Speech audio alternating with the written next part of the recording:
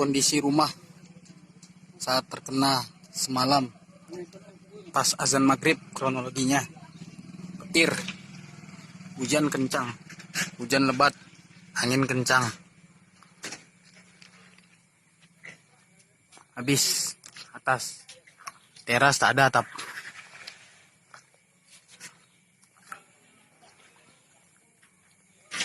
Kronologi maghrib pas orang sholat 18.36.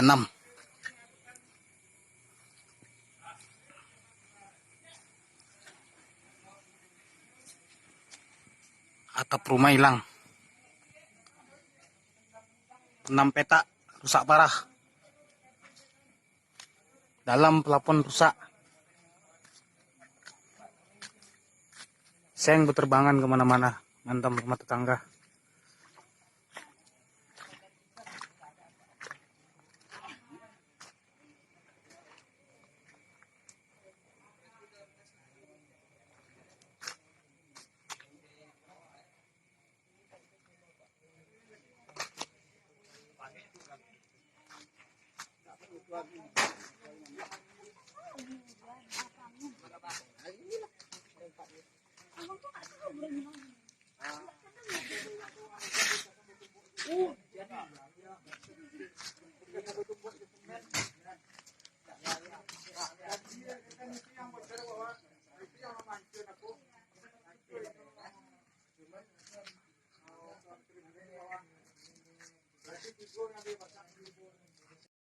Kondisi malam ini dari Simpang Purwodadi sampai ujung Purwodadi, kios-kios kecil hancur semua, terbang.